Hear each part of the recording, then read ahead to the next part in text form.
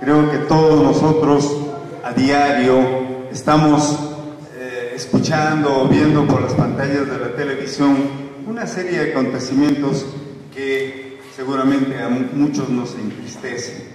Y es que, como todos sabemos, ya próximo a los 200 años de haberse instaurado la República, lamentablemente, digo lamentable porque los que gobernaron gobiernan hasta este tiempo son los sectores dominantes o sus representantes. Ellos han construido un Perú a su manera, a su medida y de acuerdo a sus intereses. Todavía la población mayoritaria, tanto de las regiones de la sierra o de la Amazonía, donde tenemos más de 45 culturas, no han podido acceder a los derechos elementales, ¿no? Como son los derechos humanos, el derecho a la salud, el derecho a la educación, en fin, y principalmente al derecho laboral. Sin embargo, nosotros, desde Ayacucho, y en esta oportunidad con la presencia de los importantes ponentes que aquí vamos a discutir el asunto laboral, es otro asunto muy crítico en nuestro país, lamentable, ¿no? Entonces, el Nuevo Perú inicia este tipo de debates y haremos aún muchos más para ir tomando conciencia, generando consensos, discusiones con la ciudadanía a fin de que podamos insertarnos, ¿no? En la lucha para cambiar nuestro país. El Perú no puede seguir así. Casi a 200 años, en lo fundamental, no se ha construido una república para la gran mayoría, para los pobres. Esta república sigue siendo para los ricos, para los empresarios que hacen lo que quieren de nuestro país. Por eso es que estamos así, de tal manera que, sin mayor preámbulo, pasaremos a escuchar, ¿no?, las importantes ponencias. A toda la juventud presente, también a los adultos, que creo que el diálogo va a ser bastante nutrido y tendremos la tarea de replicar y compartir lo que vamos a conversar el día de hoy con nuestros vecinos, hermanos, amigos, familiares y demás conocidos. Yo en primer lugar quiero agradecer a la mesa y a nuestros invitados, en este caso a la Superintendencia Nacional de Fiscalización, la SUNAFIL, la encargada de supervisar en el sector laboral el desempeño que tienen las entidades públicas y privadas respecto a cómo se respetan o no los derechos de las personas trabajadoras. A Abraham Calderón, a quien lo conozco desde hace muchísimos años, él es un joven activista por los derechos de los trabajadores. En su momento también reivindicamos los derechos de los niños y adolescentes trabajadores. Es parte de la Juventud Obrera Cristiana, una organización que tiene más de 40 años en nuestro país, creo que ya va por los 80, casi más, ¿verdad? 40 años del MANTOC, que es este movimiento de adolescentes, niños, trabajadores. Y a quien le agradecemos de verdad, Abraham, por tu presencia y toda la trayectoria, que es un referente importante en el país, en la defensa del empleo juvenil digno, del trabajo en condiciones dignas para los jóvenes y para los adultos también. Y Alejandra Dinegri Martínez, que viene del Comité Sectorial de Juventudes del Nuevo Perú. Alejandra ha sido además parte de toda este impulso de movilización contra la ley Pulpín, y los jóvenes en Lima, que fueron los primeros en reaccionar ante una ley antilaboral, antiderechos, han demostrado tener la capacidad para derogar el año 2015 una ley que había aprobado el gobierno de Humala el 2014. Me refiero a la ley, en este caso, 30288, y que el 2015 todos somos testigos que gracias a la movilización masiva de jóvenes se pudo derogar y se pudo evitar que esta ley en adelante rija en nuestro país, cuando estaba haciendo un retroceso y una flexibilización de derechos y una precarización del empleo juvenil. En ese sentido yo agradezco a Alejandra por su presencia, además que ella ha traído su libro, un libro en donde ella justamente da a conocer este conjunto de acontecimientos y la voz de los jóvenes, y ustedes van a ser acreedores, por supuesto, del libro, y en adelante compartan lo que contiene el libro y los invitamos a dar lectura de ello. Gracias, Alejandra, por ese gesto con la juventud y con la población ayacuchana, y por hacer el esfuerzo de venir un día además como jueves, día laborable, día en el que todos tenemos una agenda y trabajo, ¿no? Entonces, en ese sentido, yo agradezco a la mesa por eso y a ustedes por la asistencia. Todos, creo que si no, por lo menos aquí la mayoría, ha celebrado, se ha alegrado respecto a los resultados del referéndum, ¿verdad? Más del 85% de la población ha emitido su voz y su voto de rechazo contundente contra la corrupción, contra la podredumbre que se ha instaurado en nuestras instituciones como el sistema de justicia y también en el sistema político, y creo que en ese sentido tenemos que marcar un inicio, diríamos, de esta lucha frontal contra la corrupción, pero no solamente celebrar el referéndum, compañeros, hermanos y hermanas. Eso, en parte, tiene que ver con la conciencia que cada uno de nosotros debemos tomar, porque no termina en emitir nuestro voto y el resultado. Desde el Ejecutivo se están haciendo omisiones o emprendiendo algunas iniciativas de ley y de políticas que afecta enormemente al sector de trabajadores. No solo adultos, también tiene repercusión juvenil. Los jóvenes estamos entre 18 y 25 y 30 años, según nuestra legislación y normativa internacional. Es decir, un joven salido de la universidad, recién egresado, promedio 25, 26 años, ¿cuáles son sus condiciones laborales? Y lo digo como pregunta. ¿Cuál es la propuesta que tiene el Estado peruano, el Ejecutivo para los jóvenes? Alternativas viables, sostenibles, para atender a este sector de jóvenes que superan 1 millón de jóvenes en la informalidad. Pero además tienes 1,5 millones de jóvenes denominados ninis, ni trabajan ni estudian. De ese 1 millón de jóvenes, el 62% son mujeres y el 38% son hombres. Juventud que se supone que somos el presente y el futuro de nuestro país. El famoso bono demográfico que podría en adelante garantizar un Perú desarrollado, sostenible, con un capital humano, se dice de 1000 formas, pero vemos cómo actualmente el Estado no ha podido tener una consistente política para atender al sector juvenil en materia laboral, en materia de empleo digno sobre todo. Todos hemos sido testigos, hermanos y hermanas, de la muerte de 2 jóvenes encerrados en un container en una pequeña fábrica en la ciudad de Lima. 2 jóvenes. ¿Quién supervisó? ¿Quién no lo hizo? ¿Por qué estos jóvenes estaban en esas condiciones, encerrados, sin ninguna posibilidad de escape, y murieron incinerados, quemados en esa fábrica? Hace no más de 2 semanas será, a 400 metros del Congreso, un nuevo incendio en el Mercado Central y volvió a fallecer un ciudadano dentro de un centro comercial trabajando. Entonces nos preguntamos, ¿cuáles son las condiciones que dan garantía a que los ciudadanos ejerzamos nuestro derecho al trabajo para vivir dignamente, pero en donde se nos proteja, se garantice que somos personas, no somos máquinas productoras, que tenemos derechos, que somos humanos, privados?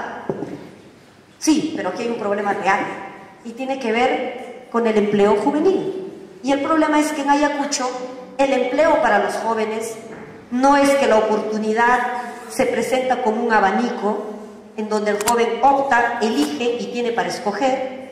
Tampoco las condiciones de trabajo son las más dignas necesariamente.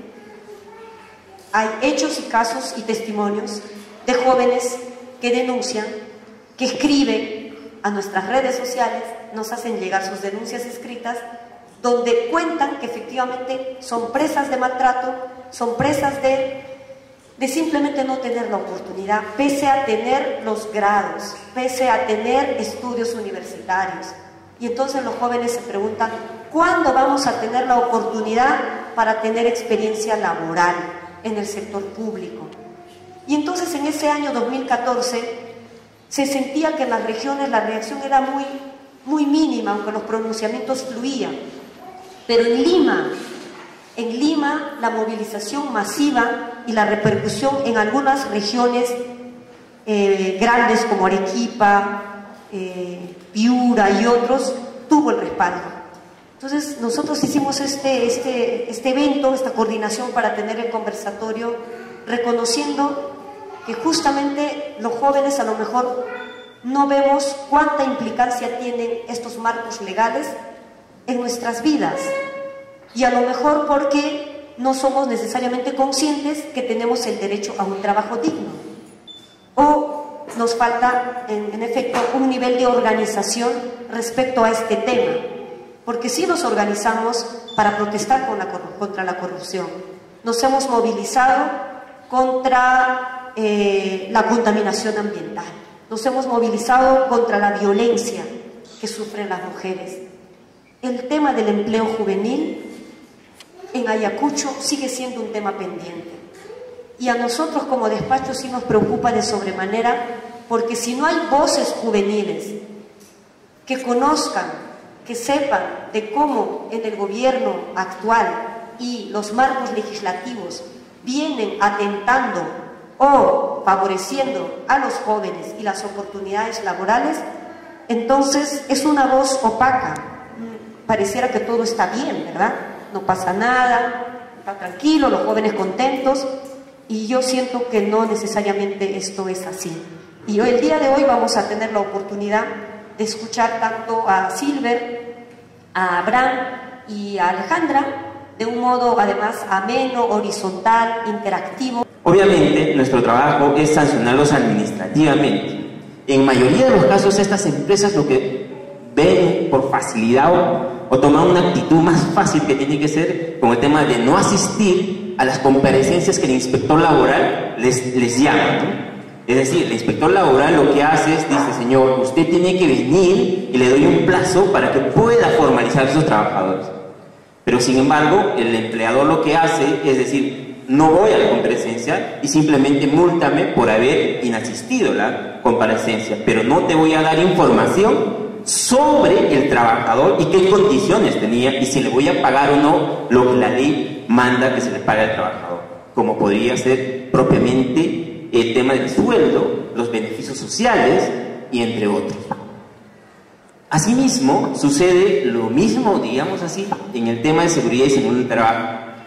En este tema, mayoría de las empresas y asimismo el sector público también en Ayacucho, casi ninguno cumple. Estamos haciendo un trabajo arduo desde SUNAFIL en el tema, comprendan que recién vamos a cumplir 8 meses. Hemos, por ejemplo, reactivado el CORSAT, que tiene que ver bastante con el tema de seguridad y salud del trabajo en la región. Hemos encontrado que este consejo, que tiene que ver con seguridad y salud del trabajo en la región, estaba prácticamente inactivo hace muchos años atrás, el cual de alguna otra forma, por iniciativa de SUNAFIL y el trabajo que hemos hecho, hemos tenido que participar en realidad y traerlos de la manito a cada uno de los integrantes y nuevamente a reinstalar y empezar a hablar sobre el tema de seguridad y salud en el trabajo. Pocas entidades y pocas empresas, como repito, son los que están viniendo a cumplir con el tema de seguridad y salud en el trabajo, y estamos haciendo un trabajo de hormiga para poder que las empresas puedan empezar a cumplir este tema muy importante. Y en el otro tema, del tema que tiene que ver con derechos laborales, igualmente nosotros venimos haciendo una tarea de prevención y asesoría a las empresas. En mayoría de los casos, las empresas, la precariedad, este tema que tiene que ver con informalismo, mayoría de las empresas en donde se laboran jóvenes son empresas informales, ¿no? Totalmente informales. Primero, que ni siquiera tienen RUC, no están reconocidos por la SUNAT, Obviamente, si no están reconocidos por la ciudad, ni siquiera registran a sus trabajadores en planillas. U otras empresas, lo que hacen, por ejemplo, en ciertos sectores que hemos encontrado como academias en Ayacucho y como también en el sector educación, trabajadores que también pertenecen al sector juvenil, hemos encontrado, por ejemplo, que en mayoría están por locación de servicios. Es decir, tienen un contrato, pero no tienen derechos laborales. Entonces, ahí estamos trabajando arduamente para intervenir. Y es más, la metodología anterior era, llegaba la denuncia y sacábamos al inspector de la calle, inspeccionábamos y fiscalizamos y si era posible sancionar. O en el caso contrario, era de que si el empresario, ¿no?, se ponía, decía, muy bien, me pongo a derecho, muy bien, registra a sus trabajadores, y lo que posteriormente hemos estado encontrando es que el trabajador que ya había sido formalizado, íbamos en una fecha posterior y ya no encontrábamos trabajando, ya no laboraba. Es decir, lo han formalizado por 2 o 1 mes, e inmediatamente posterior, chao, ¿no? Entonces, hemos encontrado esa precariedad en realidad del informalismo en la ciudad de Ayacucho. Y para este tema del informalismo, en realidad nosotros estamos aliados con la Dirección Regional de Trabajo para trabajar arduamente. Obviamente estamos esperando ahora que ya están en periodo de transferencia, esperando que el próximo año nuevamente se instale un nuevo director de trabajo para poder hacer las coordinaciones y plantear actividades propiamente para el informalismo laboral. Es más, hace muy poco, 1 mes atrás o 2 meses atrás, mes de septiembre, llegó el ministro de Trabajo a la ciudad de Ayacucho, en donde se pudo instalar el Consejo Regional de Trabajo. Igualmente, este Consejo Regional de Trabajo, que tiene que ver con el tema de cumplimiento de derechos laborales, tanto para todos los sectores, tanto juvenil, adultos, y todos los digamos así, no estaba instalado. O mejor dicho, se había instalado, pero estaba desactivado hace muchos años atrás. Creo que hace muy poco hemos tenido una reunión también en el Consejo, y ya es la 3ª reunión y bastante me alegra, y estamos impulsando SUNAFIL, de alguna otra forma está jugando un papel activo en este tema, de que este Consejo tiene que ser activo y pueda, de alguna otra forma, proponer políticas regionales para la región y poder ver, por ejemplo, este tema del empleo juvenil. Creo que es importantísimo estos 2 organismos que tienen que ver, ¿sí?, el Consejo Regional de Trabajo y como también el CORSAL, que tiene que ver con seguridad y salud en el trabajo. 2 temas importantes que nos importan a nosotros a SUNAFIL, y con esto llegar a toda la juventud en Ayacucho. Otro tema indicador que hemos encontrado es que mayoría de las empresas emplean a la juventud, pero sin contrato, como repito. Es decir, mayoría de los trabajadores en Ayacucho es juvenil. No hay trabajadores superiores, por ejemplo, a los 45 años o 40 años para arriba. En las empresas privadas estamos hablando. Entonces, pero también hemos encontrado, amigos, en el sector público, que es nuestra competencia en materia que tiene que ver con obreros municipales, obreros propiamente, hemos encontrado también informalismo total del Estado, imagínense. Es decir, municipios que contratan, por ejemplo, obreros municipales, a pesar que tienen su propia ley, contratan como en la modalidad CAS o los jugadores de servicio. Y cuando hemos ido, hemos tenido que exigirle que esta situación no es correcta, ¿no? Y lo que hemos encontrado es muchas veces oposición, ¿no? Es más, ahora tenemos más, creo que tenemos, si no me equivoco, tenemos más de 20 expedientes sobre municipios, sobre gobiernos locales, que en esta materia. Y en algunos seguramente han escuchado en los medios de comunicación, y en algunos ya hemos sancionado. Lo que sucede es que el gobierno local lo que ve como asunto, supongo, de política del alcalde o quien esté a cargo, lo que ve es decir, oye, hay que pasarle a la siguiente gestión este problema, nosotros no tenemos por qué resolverlo. Entonces, hay esas situaciones en realidad que vulneran, y en este asunto de los obreros municipales, igualmente los principales afectados vienen a ser los jóvenes. No vienen a ser los mayores, sino los jóvenes. ¿Por qué? Porque existe esta situación de precariedad total. Lo que busca el joven es un puesto de laboral donde quepa, ¿no? Donde se le ofrezca y dice, ya, bueno, lo cojo, no importa las condiciones, lo que me importa es que pueda laborar. Es una situación lamentable, pero sucede. Yo creo que, como repito, el tema es seguir activando este Consejo Regional de Trabajo y asimismo este CORSAT, que tiene que ver con seguridad y salud en el trabajo, para seguir reforzando y ver las políticas regionales y plantear las tareas y actividades para que esto pueda ir mejorando. Lamentablemente, las facultades que ahora ejerce SUNAFIL anteriormente estaba dentro de la Dirección Regional de Trabajo. Mientras estaba dentro de la Dirección Regional de Trabajo, existía una precariedad también sobre el asunto de cuáles eran las funciones correctas y cómo las tenían que cumplir. Había déficit sobre el tema que tiene que ver con inspectores laborales. Hace muy poco también se ha llegado a concursar 160 inspectores laborales y han ingresado al plan. Hasta hace años atrás existía un déficit dentro de SUNAFIL que solo teníamos alrededor de 400 inspectores laborales para todo el país. Entonces, hay un déficit total, por lo cual OIT tuvo que intervenir en este tema para que pueda exhortar al Estado peruano, para que pueda aumentar los inspectores laborales. Es decir, se ha hecho el estudio correspondiente, digamos que con 1.500 inspectores laborales estaríamos más o menos cerrando una brecha sobre inspectores laborales y sobre la fiscalización laboral. Sin embargo, este último año hemos ingresado 160 y también ahorita está en concurso todavía 80 inspectores laborales. Así que creo que por ahí va a ir reduciéndose esta brecha que es necesaria para poder, porque la actividad de la inspección laboral quien cumple y la desarrolla es el inspector laboral. No es otra persona, y quien está facultado para ir y entrevistarse con los empresarios, ingresar y constatar si realmente se está cumpliendo las condiciones laborales correspondientes. Entonces, hay esa situación, y repito, creo que estas circunstancias que vienen a nivel nacional, que tiene que ver con el tema del informalismo, primeramente en Ayacucho, es uno de los factores que vulnera los derechos de los trabajadores en etapa juvenil. Y también está este tema que tiene que ver con las modalidades formativas, ¿no? Hay muchos trabajadores que hemos encontrado que han superado el plazo correspondiente sobre la modalidad formativa, pero siguen laborando como practicantes, en algunos casos, tanto profesionales o preprofesionales, pero siguen laborando. Por lo cual nosotros hemos tenido que intervenir para que se pueda cumplir la desnaturalización y se pueda aplicar en realidad el principio de desnaturalización laboral en estos temas. Yo creo que ese es más o menos el panorama que existe en Ayacucho y seguimos nosotros de alguna forma trabajando arduamente. Como repito, tenemos 8 meses y en realidad hemos ya inspeccionado y tenemos expedientes, más o menos 500 expedientes en curso. Y mayoría de los casos hemos formalizado también en Ayacucho aproximadamente de 300 trabajadores. ¿Ya? 300 trabajadores. Pero seguimos todavía con la preocupación de que el empleador o el empresario lo que hace es formalizo, pasa un mes, nos vemos. Sigue todavía esa situación, por lo cual nosotros no tendríamos por qué, no somos competentes para hacer seguimiento, por ejemplo, en ese tema. Pero sería bueno, ahí creo que con la congresista Tania Moreno pueda tomar una iniciativa laboral ahí, ¿no?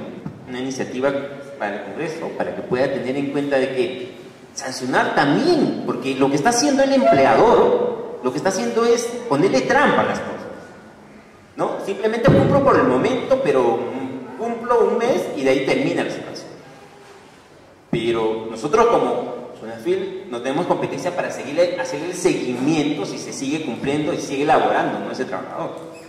O sea, digo, lo que hacen, repito, los empleadores es ese tema y a nosotros nos sigue preocupando, ¿no? Entonces, amigos, muchas gracias. Creo que vamos a seguir comentando. Muy bien, muchas gracias.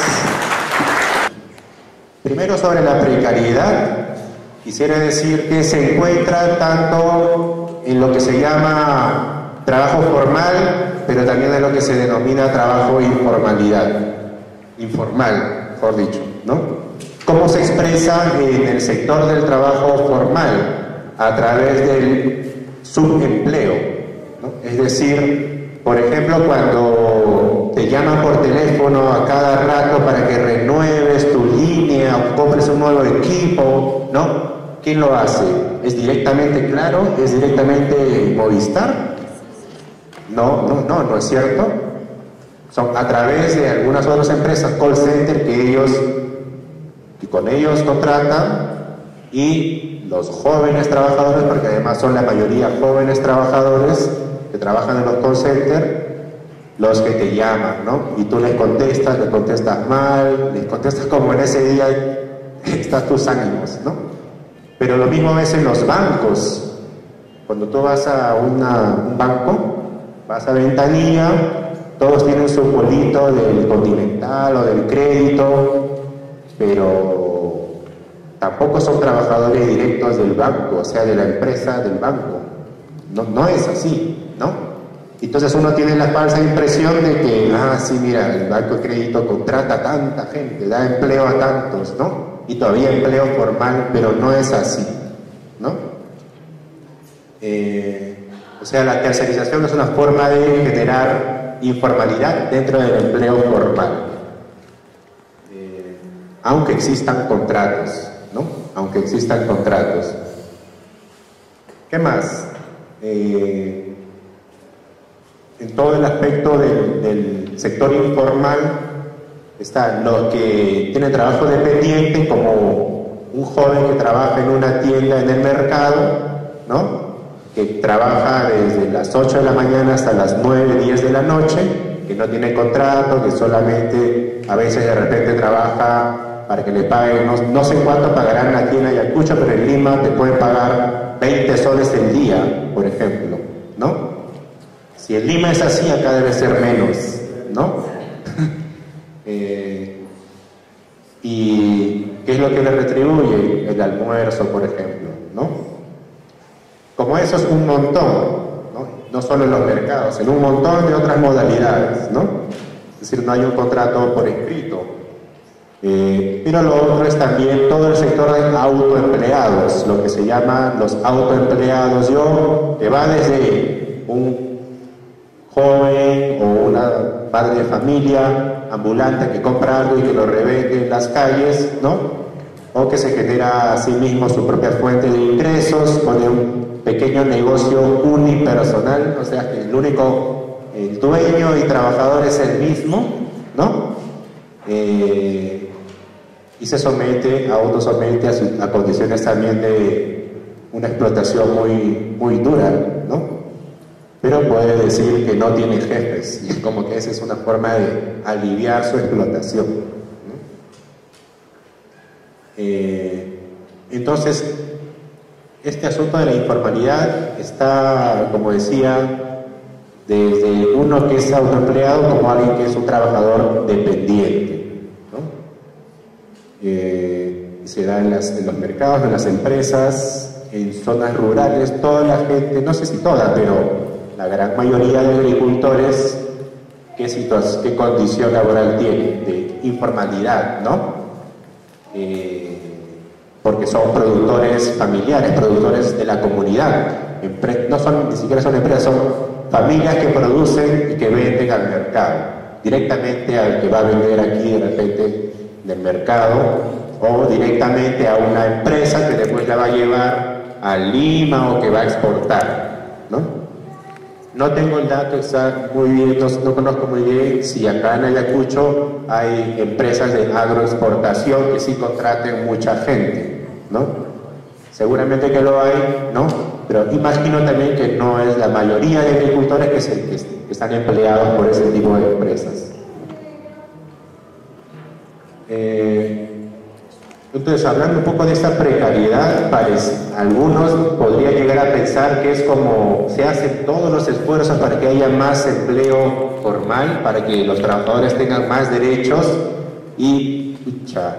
pero por ahí surge la precariedad, ¿no? Es algo que no se desea, pero que aparece.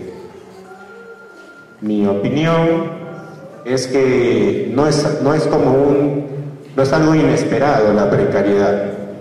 Actualmente, la precariedad es lo que está creciendo, ¿no es cierto? Si hay más empresas formales que subcontratan, ¿no? Y esos trabajadores que están subcontratados, sus condiciones son de precariedad, y ese tipo de modalidades de subcontratos se sigue promoviendo, ¿no? Y crece la informalidad al mismo tiempo. Quiere decir que no es una casualidad, sino que la precariedad es la propuesta que tiene el actual modelo de desarrollo del país. El actual modelo de crecimiento económico está basado en generar más y más precariedad. No es algo que el modelo no desea, es algo que el modelo está promoviendo. O sea, este modelo está pensado y diseñado para que también sea así, ¿no? Para que la precariedad sea lo que espera el modelo es que haya más precariedad. Mi punto de vista puede ser discutible. Entonces, ¿cómo hacer que la precariedad sea formal? Ya pues ahí se han planteado varias cosas. Hemos hablado que la ley Pulpín es una forma de precarizar el trabajo, aunque legal, ¿no? Todas estas modalidades formativas hablan de generar mejores condiciones para los jóvenes o que tengan un contrato formal, pero trabajo precario, ni siquiera reconocido como trabajo, ¿no?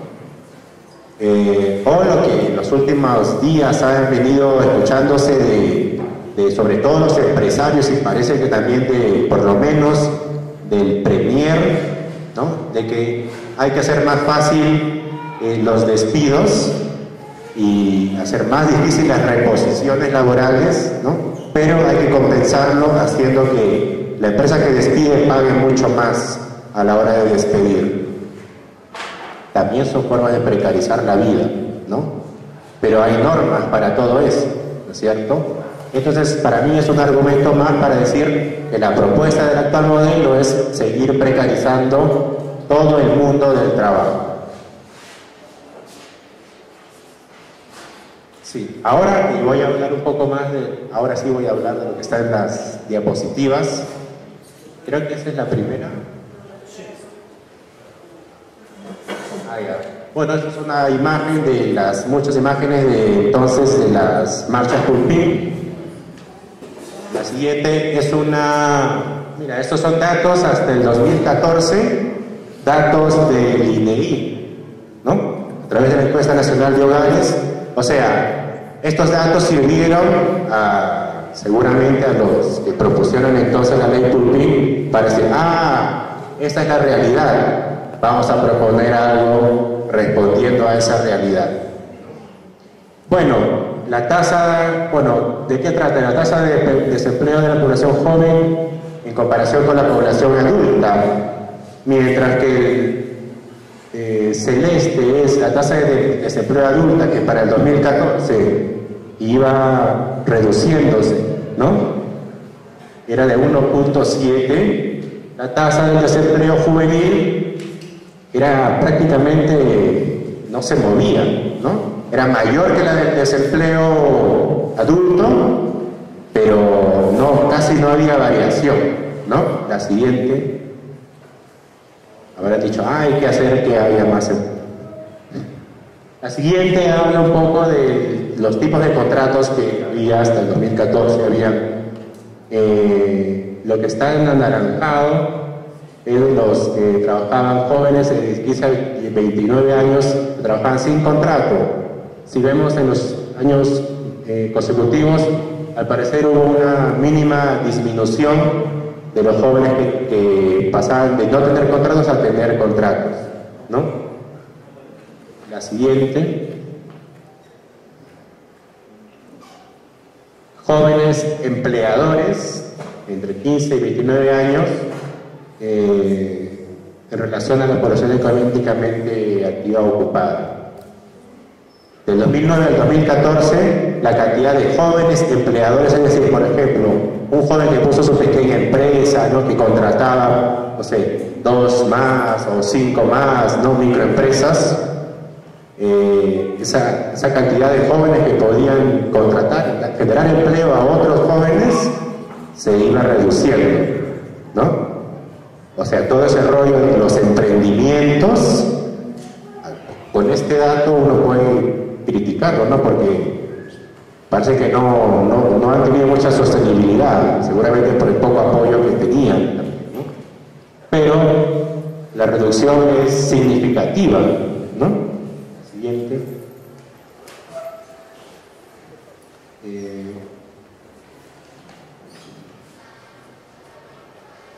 Muchísimo, 3 minutos. Sigamos mejor, ¿no? A ver, la siguiente es sobre digamos, los ingresos que se percibían. Es claro que de jóvenes de 15 a 29 años percibimos hasta el día de hoy menos en promedio que gente mayor de 30 años, ¿no? Que otros adultos, ¿no? eso se ha mantenido, casi no había variación, casi es lo mismo, ¿no? ¿Qué ha pasado? En los últimos años ha aumentado el salario mínimo, ¿no? Pero un poco la proporción entre el salario mínimo y el salario mínimo legal, o sea, los 930 soles actuales, ¿no? Y el promedio de ingresos de los jóvenes, ¿no? Es el promedio, no quiere decir de que todos hayan percibido esa cantidad, porque aquí en Ayacucho seguramente pregunto, quién sabe, más o menos cuánto gana un joven que trabaja en una tienda de rock al mes. ¿Cuánto gana alguien de Top y Top? Una vendedora de Top y Top. 500, ¿no? Por debajo del sueldo mínimo actual. Y hace 5 años, seguro que menos, ¿no? Es decir, el incremento del salario mínimo no ha significado realmente que un incremento significativo en los salarios de los propios jóvenes, ¿no? Ni tampoco en general de la población adulta tampoco. La siguiente, porque eso es solamente para ver cómo fue incrementándose el sueldo mínimo. Entonces yo les pediría, bueno, son solo una invitación. Encontré estas imágenes interesantes que pueden servir si ustedes hacen algún tipo de trabajo social con otros jóvenes, cómo transmitir la situación actual sobre distintos asuntos, ¿no? Lo vamos a pasar porque ya me quedará un minuto, nada más, supongo. Y, claro, aquí yo sí les quisiera preguntar, por ejemplo, ¿cuántos de aquí son estudiantes universitarios o han pasado por la universidad?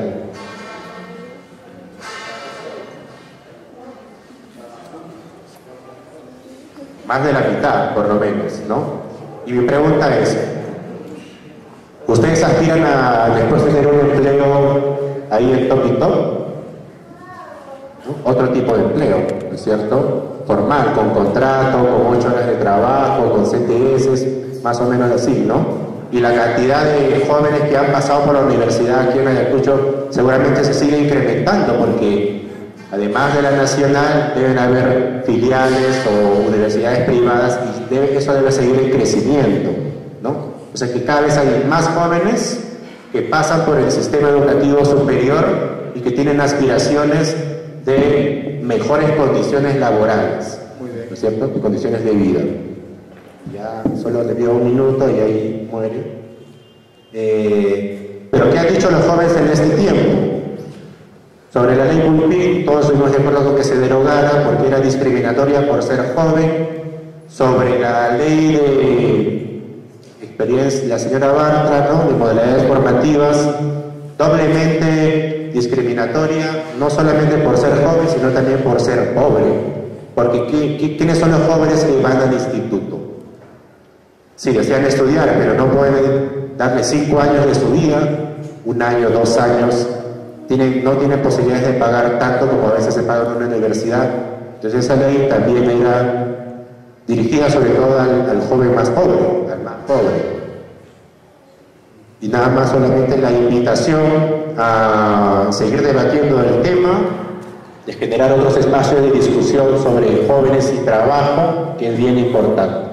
Muchas gracias. Este tema muchas veces se deja de lado un concepto muy importante.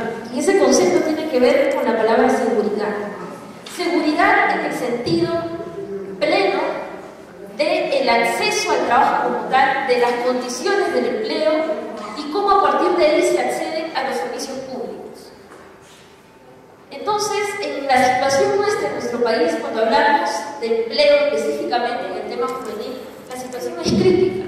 Y a veces las comparaciones en nuestro país suelen ser muy hirientes. Pero para conocer y poder tratar un tema tan sensible como este, a veces nos vemos cuestionados. Cuestionados en el sentido de que somos un país exquisitamente rico en todo sentido, pero los niveles de pobreza que percibimos actualmente no se habían visto desde hace 10 años. Los niveles de hambre y anemia son totalmente alarmantes. Tenemos una gran magnitud de tierra con recursos, pero los campesinos no son dueños de sus tierras. Y cuando hablamos del tema laboral juvenil, en realidad la situación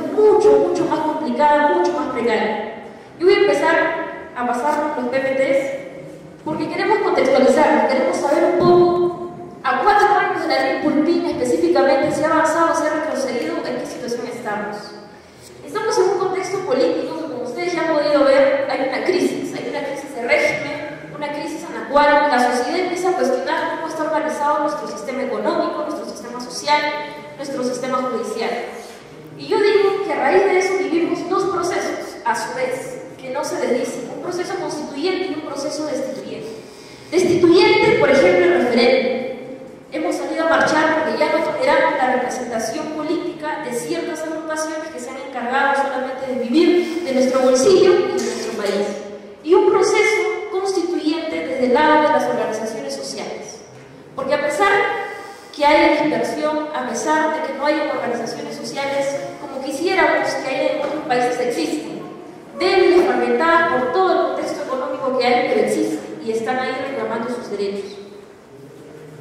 Y en el contexto económico laboral, hablar de economía está muy vinculado con el tema laboral. Estamos en una economía totalmente recesiva. Somos una economía que mantiene la inversión pública reducida. El Estado no invierte en el Estado mismo. Tenemos altas tasas de intereses que se les aplican justamente a las pymes y a los grandes empresarios les condonan sus deudas, les perdonan sus deudas. Les tienes a Telefónica con 200 millones de dólares no cobrados, pero tienes a la botica de la esquina que la cierra. ¿Qué más tenemos? Un bajísimo presupuesto en educación, en salud, en ambiente, en seguridad. Y miren esas cifras no las invento yo. Se les perdonan 16.000 millones anuales de exoneraciones tributarias y se les devuelve a las mineras 6.000 millones de soles al año. ¿Ustedes saben qué se podría hacer con tanto dinero? ¿Cómo podríamos aumentar el presupuesto en nuestros sectores mucho más sensibles? La siguiente. Como consecuencia justamente de ello, ¿qué tenemos? Tenemos un serio problema en el empleo. Los niveles de desempleo actualmente han aumentado, son alarmantes. Tenemos cifras que no se veían desde hace más de 10 años. Actualmente tenemos 700.000 personas de las contabilizadas en situación de desempleo, sumado a su vez con, digamos, más de 500.000 de venezolanos que también pues quieren trabajar, quieren chamba. Y a pesar de que la propaganda del Ministerio de Economía diga el Perú avanza es cierto, pero avanza en desigualdad. Esta es la situación laboral de los jóvenes. Yo le traigo la experiencia donde vengo desde Lima. Es una situación, esta cifra de acá es del 2018, es actual. Tenemos 19.6% de desempleados en Lima, donde solamente la mitad de ellos son jóvenes, entre 15 y 29 años. Y la mitad de ellos, específicamente las desempleadas, mujeres, tienen menos acceso al poder tener trabajo. En el Perú, las regiones con altos niveles de desempleo es Ayacucho, es Moquegua y es Huánuco. Las regiones con más altos niveles de desempleo. Estas son cifras del empleo informal. Yo no me quiero detener en cifras, prefiero hablar de condiciones reales. La siguiente, ustedes tienen el PPT ahí. Los jóvenes informales, ¿a qué se dedican? Servicios, subempleo. La siguiente. Tenemos a los ninis, o sea, los jóvenes que estudian y trabajan, los cuales son 1 millón de jóvenes. Tenemos también 20% de desempleo juvenil. La siguiente. La siguiente. Bien, ¿cuál es la solución del gobierno en estos problemas, ante esta situación? ¿Qué es lo que nos dice el gobierno del Estado para poder resolver esta situación? Pues no se les ocurre la genial idea que crear más regímenes laborales de los que ya tenemos. Actualmente tenemos 40 regímenes laborales, tanto en el sector público como en el sector privado. ¿Qué más nos ofrecen ellos? Recortes de derechos laborales, cuando en realidad debería aplicarse una justicia fiscal para que los que ganan más paguen más y los que menos tienen paguen lo que les corresponde. ¿Qué más nos ofrece el Estado? Les ofrece incentivos tributarios a las grandes empresas. Y ahí les voy a hablar de un proyecto de ley juvenil que más adelante sacó el gobierno del PPK. Incentivos fiscales para poder justamente incentivar el trabajo formal en los jóvenes.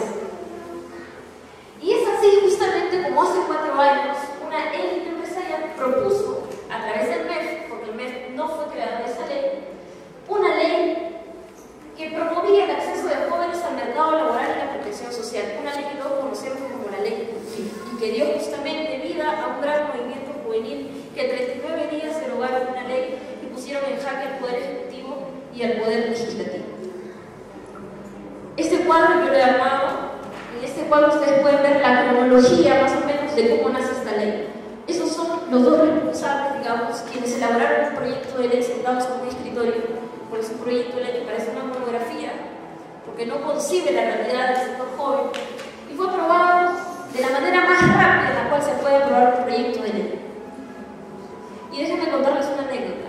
Cuando Marta Chávez era presidenta de la Comisión de Trabajo, los trabajadores sindicalistas estaban en la sesión de trabajo. Marta Chávez suspende la sesión de trabajo y hace que los trabajadores se retiren. Marta Chávez regresa y aprueba el proyecto de ley con los trabajadores afuera. Así fue como se aprobó la ley en la Comisión de Trabajo. La siguiente. ¿Cuál era el discurso escondido detrás de la ley Cultivo? En realidad siempre nos dicen que hay que atacar el desempleo, que hay que atacar la informalidad y para eso pues hay que hacer recortes a los derechos laborales.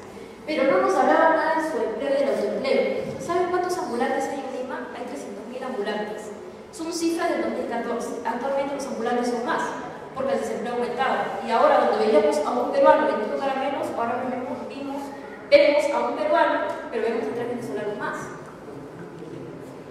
No contaba con el consenso de los sectores sociales, o sea, fue hecho a espaldas de la ciudadanía, no pasó por el Consejo Nacional del Trabajo, ni tampoco sirvieron los canales de diálogo entre el Ejecutivo, el empresariado y el sector sindical, el sector social.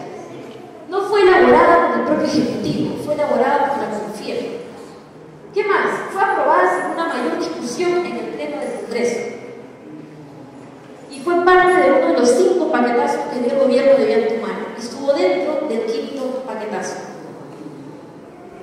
Esto es lo que nos quitaba la República. Nos quitaba la CTS, nos quitaba las gratificaciones, nos reducía a la mitad las vacaciones. Y qué coincidencia que hoy el Premier diga que las vacaciones también son muchas en el país. Qué coincidencia, pero ya viene desde ahí ese discurso. ¿Qué más nos ponían? Todas esas limitaciones. Y este es el régimen general del trabajo. Era una ley discriminatoria contra los jóvenes. ¿Qué se logró entonces con las movilizaciones de la ley Cultivo? En realidad lo que se logró fueron varias respuestas, tanto desde el campo político, desde el campo académico y desde el campo legislativo. Se logró en primer lugar obviamente la derogación. El Ejecutivo y el Legislativo no pudieron hacer otra cosa que retroceder y derogar esta ley. Una de las movilizaciones más grandes registradas en el país desde la época de los 4 suyos. Y fue dirigida por jóvenes. Pero detrás de los jóvenes también habían las experiencias de sindicatos, de abuelos, de madres, de otro tipo de trabajadores. Este movimiento no fue espontáneo, personalmente yo creo que no fue espontáneo. Fue una síntesis de luchas anteriores que se venían expresando justamente ante la aparición de esta ley. Se logró identificar a los verdaderos responsables. Por eso que las marchas empezaron a ir al centro del corazón financiero en Lima, que está ubicado en uno de los distritos más exclusivos, donde está la CONFIEP. ¿Qué más se logró? Se abrió el debate, obviamente, para una discusión mayor. Se abrió el debate para poder discutir y desempolvar una ley general del trabajo que lleva más de 14 años viviendo en el Congreso. Se demostró que los sectores empresariales no eran intocables y las leyes tampoco. Y asimismo, también nos hizo ver a nosotros que el peligro es latente. O sea, el hecho de haber derogado una ley no nos quita tampoco a nosotros la posibilidad de que más adelante vuelvan a presentar otro tipo de ley similar y van a ver ustedes cómo lo vuelven a presentar. Estas fotos fueron tomadas en el centro del corazón financiero de Lima. Es uno de los distritos más exclusivos, es el Miraflores. Y miren ustedes la cantidad de jóvenes que se movilizaron. Bien, justamente a 4 años de esta experiencia, yo viví toda esa experiencia junto con otros compañeros que ahora son amigos míos, muy buenos amigos míos. A 4 años de esta experiencia, ¿cuánto hemos mejorado en materia laboral dirigida a los jóvenes? ¿Y qué se ha propuesto para poder reducir la informalidad y el desempleo? Miren estas 4 medidas que se dictó en el primer año de gobierno de PPK. Fueron 4 medidas que apuntaban específicamente a reducir derechos laborales. ¿En qué sentido? Derechos laborales a través de un paquete simplificador. Ya no podía contar con su contrato de trabajo físico, que te permite reclamar. Todo iba a ser electrónico, con huella y firma electrónica. A su vez apuntaba también a reducir estándares en seguridad. No sé si ustedes se vieron la noticia de 3 trabajadores que murieron calcinados en la Ruma, justamente porque simplificaron pues las medidas de seguridad en el trabajo. Este proyecto de ley fue nuevamente propuesto por por PPK. Justamente PPK había dicho que la ley Pulpín debía extenderse, no hasta los 24 años, sino hasta los 29 años. Y él propuso esta ley que nosotros la calificamos como la segunda ley Pulpín. Un proyecto de ley nuevamente enviado con carácter de urgencia, como fue enviado el otro proyecto de ley. Fue un proyecto que nuevamente no contó con el diálogo ni con el consenso de la sociedad civil, tampoco fue discutido con la sociedad civil, y crearon realmente otro régimen laboral más, otra vez para los jóvenes de 18 a 29 años. Y fue calificada justamente como la ley Pulpín 2. Hubo una respuesta inmediata de los jóvenes, no hubo movilizaciones masivas. El proyecto se encuentra actualmente archivado en el Congreso. El peligro sigue siendo latente. ¿Cuáles eran los argumentos del Ejecutivo? Bueno, se le va a dar crédito nuevamente, facilidades fiscales a los empresarios para que contraten jóvenes a través del no pago de salud que les corresponde pagar el 13%. ¿Qué más? Se van a crear nuevos puestos de trabajo, dice, porque como le vas a dar plata al empresario, el empresario va a invertir en el trabajador. Eso no necesariamente se da. Otro de los argumentos era, pues, que si estás desempleado 6 meses vas a ser contratado. Si vas a hacer tu primer empleo, mucho mejor. Siguiente. ¿Nosotros qué decíamos para rebatir este tipo de conceptos? Que las empresas pues se van a beneficiar con el ahorro del 9% de la planilla mientras el trabajador seguía pagando su seguro. La empresa no pagaba, porque lo pagaba el Estado. En salud se mantiene con los aportes de todos los peruanos y el Estado le tiene una deuda de más de 1.500 millones de soles.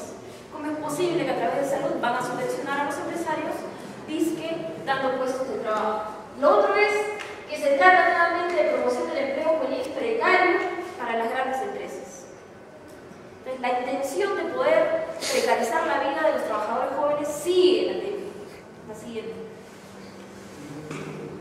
¿Qué más propuso PPK? Esta es una gráfica que yo también he elaborado que tiene que ver con el seguro de desempleo. El seguro de desempleo tiene mucha relación con el hecho de cómo el trabajador administra su compensación por tiempo de servicio.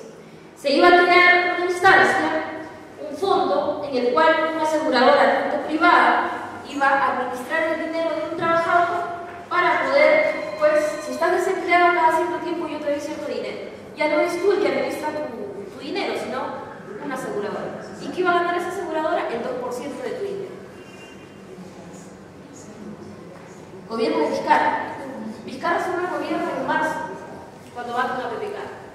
¿Y qué es lo que pasa? En mayo su ministro ya solicitaba al Congreso establecer diálogo para flexibilizar las reformas antilaborales en relación a los despidos masivos. Y miren, este es un documento que acaba de salir ahorita, que la congresista lo ha mencionado. Son ejes para impulsar la competitividad y la productividad. En un país donde la desigualdad es latente, precarizar la mano de obra lo único que hace es agudizar aún más esa desigualdad.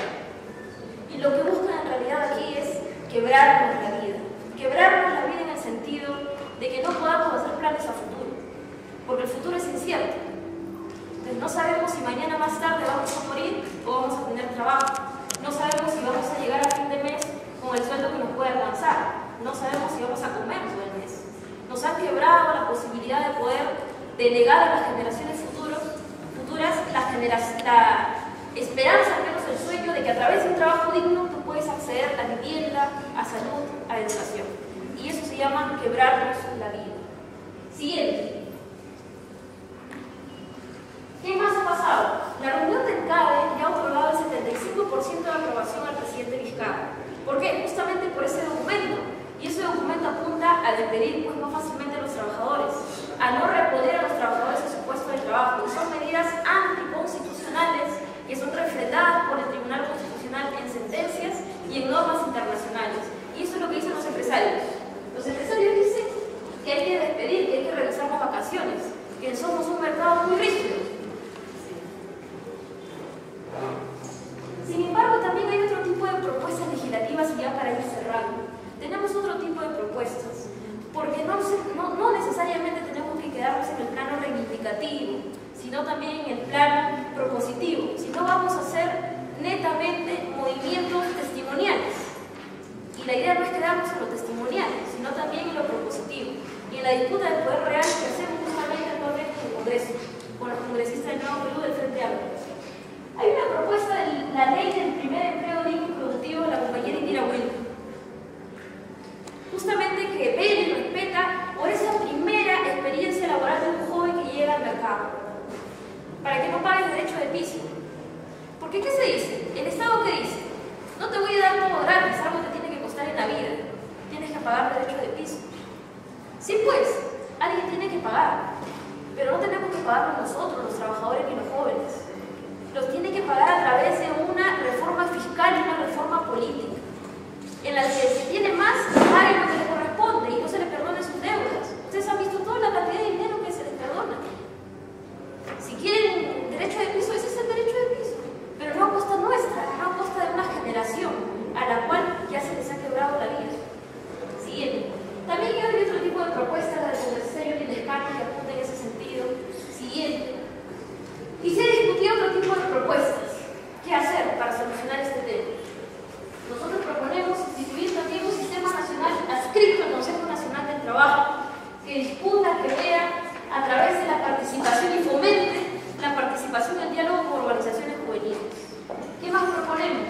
Contar obviamente con un código de trabajo, una ley general de trabajo, la construcción de un piso común para todos los trabajadores por igual.